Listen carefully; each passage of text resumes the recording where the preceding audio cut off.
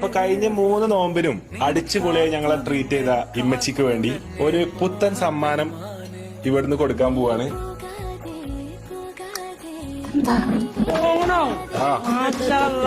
Samsung ഇന്നലെ പുറത്തിറക്കിയ ഏറ്റവും പുതിയ ഫോൺ. 2 ലക്ഷം വാങ്ങി തരാനുള്ള പൈസ എനിക്കില്ല, കാരണം ഒരു ഫോൺ 2 ലക്ഷം റുപ്യാണ്. അപ്പൊ 8 കോടി ഇത് കുറച്ച് ഞാൻ യൂസ് ചെയ്തിട്ടുള്ളൂ.